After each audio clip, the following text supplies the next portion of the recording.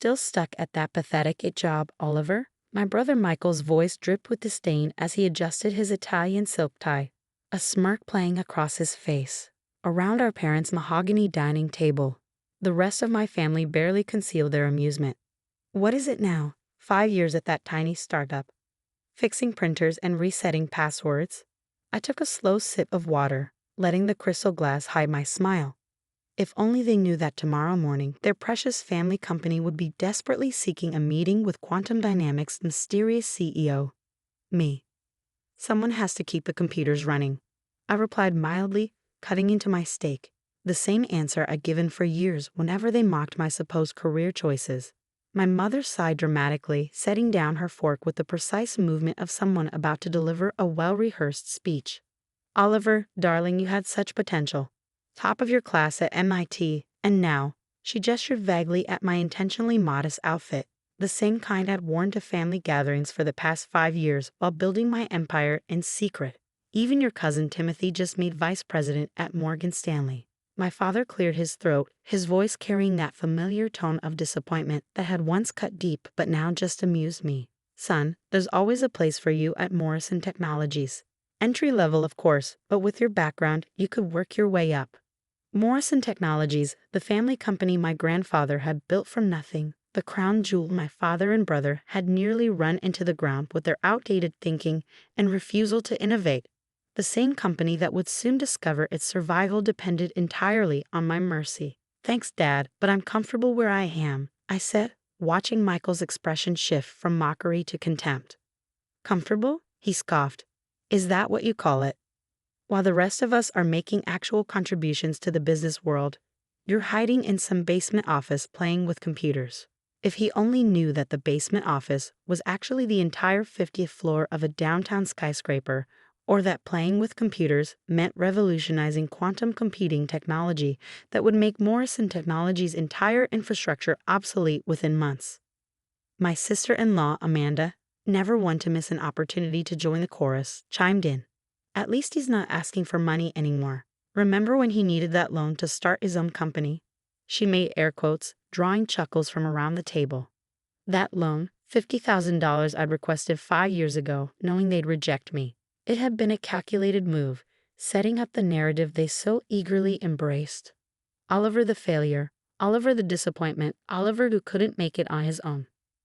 Meanwhile, that same year, I'd secured $100 million in silent investor funding under my alternate identity, Alexander Quinn, the reclusive founder of Quantum Dynamics.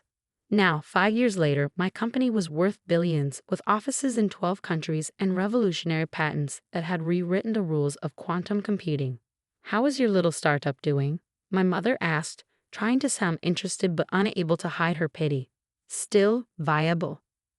I thought about the acquisition offer I'd received that morning, $3.2 billion from Google for just one of our subsidiary companies. "We're managing," I said, keeping my voice neutral. "Just trying to keep the lights on." Michael snorted into his wine glass. "Well, some of us are doing more than just managing. We're about to announce the biggest deal in Morrison Technologies' history." He puffed up with pride. "A complete infrastructure overhaul. State-of-the-art technology that will put us light years ahead of the competition." I fought back a grin. The state-of-the-art technology was actually obsolete compared to what Quantum Dynamics was about to announce. Morrison Technologies was about to invest millions in a system that would be outdated before it was even implemented. "That's wonderful," I said sincerely, because it was. Everything was falling into place exactly as I planned.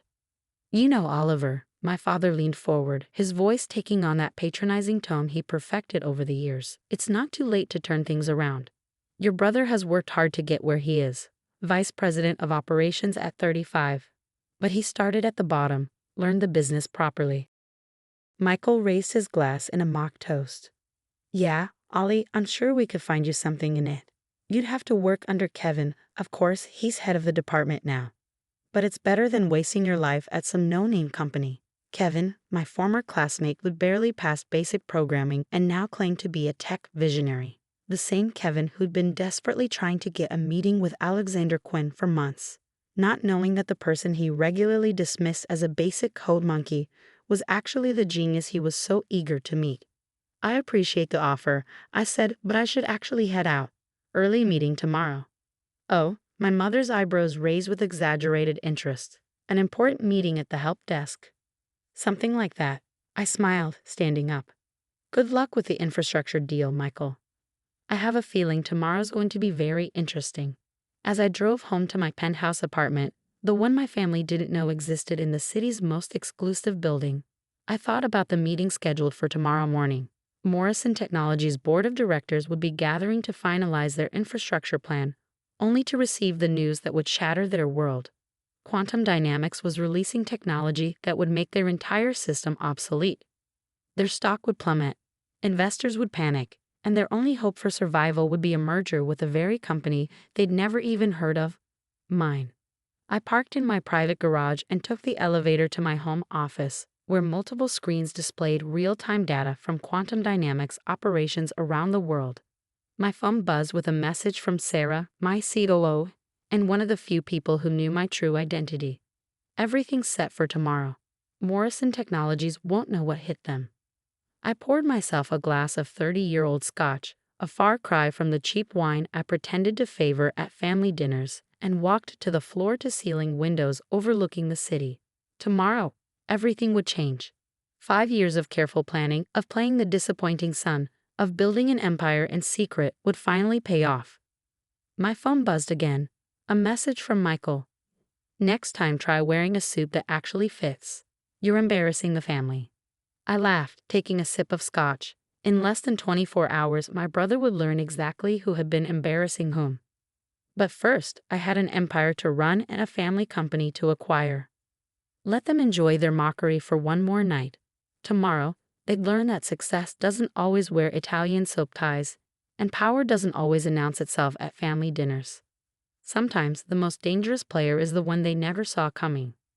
In my office at Quantum Dynamics the next morning, I transformed from Oliver the It Guy into Alexander Quinn, CEO.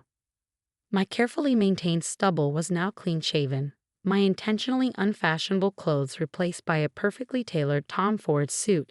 Even my posture changed, no more calculated slouch, no more trying to fade into the background. Sarah entered with her tablet, her heels clicking against the marble floor. Morrison Technologies board meeting starts in an hour. Our press release is ready to go, and the market analysts are standing by. She paused, a small smile playing at her lips. How was dinner with the family? Enlightening as always, I replied, adjusting my cufflinks, a quiet addiction I'd never been able to indulge at family gatherings. Michael's particularly proud of their new infrastructure deal. The one that's about to become worthless. Sarah raised an eyebrow. Are you sure you want to do this? They're still your family. I turned to the window, looking out at the city sprawling below. They stopped treating me like family a long time ago. The moment I chose a different path, I became nothing more than a cautionary tale, the brilliant son who threw it all away. And now? Now they'll learn that success doesn't always follow their prescribed path. I checked my watch, a subtle Patek Philippe that cost more than Michael's annual bonus. Is everything ready in the conference room? Sarah nodded. The board is assembling. They still think this is just a routine acquisition meeting. Perfect. I straightened my tie, remembering Michael's smirk from last night. Let's go make history. The next few hours would change everything, not just for Morrison Technologies, but for the careful facade I'd maintained for 5 years. By sunset, my family would finally discover who their disappointing son really was. And I was going to savor every moment of their realization. The Morrison Technologies boardroom buzzed with nervous energy as I watched through the one-way glass of my private observation room. My brother Michael sat near the head of the table, occasionally checking his Rolex with growing impatience. My father, as CEO, occupied the chairman's seat, his face a mask of carefully controlled anxiety. Mr. Quinn. Sarah appeared at my shoulder. They're all here, including Kevin from IT, who's apparently prepared a whole presentation about why they shouldn't worry about quantum computing. I smiled, remembering how Kevin had dismissed my warnings about quantum technology at last year's Christmas party. Let them wait another 10 minutes. Sometimes the most powerful message is making people sit in their own uncertainty. Through the glass, I watched Michael lean over to our father. This is ridiculous. Who does this Quinn think he is, keeping us waiting? We're Morrison Technologies, not some startup desperate for attention. If only he knew. At exactly 9:15 a.m., Sarah entered the boardroom. Ladies and gentlemen, thank you for your patience. Mr. Quinn will see you now. I waited until the tension in the room reached its peak before making my entrance. The door opened and I walked in, clean-shaven, impeccably dressed, standing straight and tall. For a moment, no one recognized me. Then I saw the exact second realization hit. Michael's face went pale. My father's hand, reaching for his water glass, froze midair. Kevin from it actually gasped. "Good morning," I said calmly, taking my place at the head of the table. "I believe you know me as Alexander Quinn, CEO of Quantum Dynamics. But most of you know me better as Oliver Morrison, the family disappointment." The silence was absolute. You could have heard a pin drop on the plush carpet. This is impossible," Michael finally stammered. "You work in it. At a startup." "Actually," I smiled, nodding to Sarah, who began distributing folders. "I own that startup, along with 12 others. But more importantly, I own Quantum Dynamics, which as of this morning, has just announced technology that makes your entire planned infrastructure upgrade obsolete." My father found his voice. "Oliver, what kind of game are you playing?" "No game, Dad. Just business." I opened my folder, watching as others around the table did the same. Inside you'll find our latest press release, already going live as we speak. Quantum Dynamics has developed quantum computing architecture that renders traditional systems obsolete, including the entire system Morrison Technologies was planning to invest in. Kevin frantically flipped through the technical specifications, his face growing paler with each page.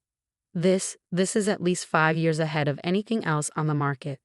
5 years and 3 months to be exact, I confirmed. About the same amount of time I spent being mocked at family dinners. Michael slammed his hand on the table. "You did this on purpose. You let us plan this infrastructure upgrade knowing it would fail." "I gave you multiple warnings," I replied calmly. "Last Christmas, I specifically told you quantum computing would revolutionize the industry within a year. You laughed and said I should stick to fixing printers." The board members were now looking at my father and brother with barely concealed anger. Millions of dollars had been committed to the infrastructure upgrade, money that was now essentially wasted. As of 9 a.m. this morning, I continued, Morrison Technologies stock has dropped 18%. By closing, analysts predict it will fall at least another 30%. Your investors are panicking, your technology is obsolete, and your company's future is, to put it mildly, uncertain. What do you want? My father's voice was quiet, defeated. I leaned back in my chair. Quantum Dynamics is prepared to acquire Morrison Technologies. We'll absorb your existing contracts, retain most of your employees, and implement our quantum architecture across your entire system. Your shareholders will receive a fair price, significantly better than what they'll get if you refuse and watch the company collapse. And if we refuse? Michael challenged, though his voice lacked its usual confidence. Then I'll offer the same deal to your competitors. Either way, Morrison Technologies as you know it will cease to exist. The only question is whether it ends with a merger or a bankruptcy. The board members were already nodding. They knew, as I did, that there was only one real choice. "Why?" my father asked, looking older than I had ever seen him. "Why build all this in secret? Why not just tell us?" I stood up, buttoning my jacket. "Would you have believed me? 5 years ago, I came to you with a business plan. You said I was dreaming too big, that I needed to learn the business from the ground up like Michael. So I did learn, I just did it my way." "The loan," Michael said suddenly. "The 50,000 you asked for." "Was a test," I confirmed. "One you failed. You were so convinced I was nothing more than a disappointment you couldn't see what was right in front of you. That loan would have bought you 10% of Quantum Dynamics. Today, that would be worth roughly $400 million. The room fell silent again as the magnitude of their mistake sank in. "I'll give you 24 hours to review the offer," I said, walking toward the door. "Though I suggest you decide sooner. Your stock price drops with every passing hour." At the door, I paused and turned back. "Oh, and Michael. About that suit comment last night, this one's Tom Ford. Custom made. Turns out fixing printers pays better than you thought." The aftermath was exactly as I predicted. Morrison Technologies board voted unanimously to accept the acquisition, overriding my father's and Michael's objections. By the end of the week, the merger was announced, and the business world was buzzing about the mysterious Alexander Quinn's latest conquest. The next family dinner was, unsurprisingly, canceled. A month later, I sat in my penthouse office, reviewing the final merger documents. Sarah entered with a small smile. "Your brother is here to see you." I raised an eyebrow. "Which version of me is he here to see?" "He asked for Oliver." "Send him in." Michael entered, looking uncomfortable in his designer suit that suddenly seemed less impressive in my modernist office with its sweeping city views. "Nice place," he said awkwardly. "Not exactly a basement office." "No," I agreed, though the basement office served its purpose. He wandered to the window, hands in his pockets. "Why didn't you tell us? We're family." "Are we?" I asked quietly, because for the past 5 years I've been nothing but a disappointment to this family. Every dinner, every holiday, every family gathering, you all made it clear that I wasn't living up to the Morrison name. "We were trying to motivate you." "No," I corrected him. "You were trying to force me into your mold of success. When I chose a different path, you chose mockery over support." He turned to face me. "And this was your revenge? Building an empire in secret just to destroy ours."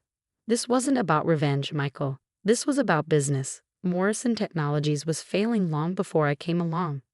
Your infrastructure was outdated, your leadership was stagnant, and you refused to innovate. I gave you multiple warnings about quantum computing. You chose not to listen. Because we didn't know it was you." "Would it have made a difference?" I asked. "If I had walked into that boardroom 5 years ago and laid out my plans for quantum computing architecture, would you have taken me seriously? Or would you have laughed it off as another one of Oliver's impractical dreams?" His silence was answer enough. "The company will do better now," I said, softening my tone slightly. "The Morrison name will still mean something in the tech world, just not in the way you and Dad imagined." "And us? The family?" I stood up, walking to the window beside him. "That depends on you. I'm not the person you thought I was. The question is, can you accept who I actually am?" He stared out at the city for a long moment. "Mom wants you to come to dinner on Sunday. She's apparently very interested in hearing about your little startup now." For the first time in our conversation, I laughed. "I'll be there, but this time, I'm wearing Tom Ford." As Michael left, I remained at the window, thinking about how different Sunday dinner would be. No more mockery, no more condescension, no more playing the role of family disappointment. It had taken 5 years, billions of dollars, and a corporate takeover, but I had finally earned my place at the Morrison family table, not as the son they wanted me to be, but as the man I had chosen to become. And that, more than any acquisition or merger, was the real victory. Sarah appeared at my door. "Your father called. He wants to schedule a meeting." I smiled, remembering all the times he lectured me about proper business practices. "Tell him he can meet with either Oliver Morrison or Alexander Quinn. His choice." "Which one would you prefer?" she asked. I adjusted my cufflinks, no need to hide them anymore, and turned from the window. "Doesn't matter. They're both CEO now." 5 years of secrets had finally ended. The empire I built in silence was now fully in the light, and my family had learned the hardest lesson in business: never underestimate the quiet ones. Sometimes the biggest success stories are written in silence by the very people you least expect. And sometimes the family disappointment turns out to be the one holding all the cards. The next time someone asks me about my little it job, I think I'll just smile and let them wonder. After all, some of us don't need to wear our success on our sleeve. We just build empires instead.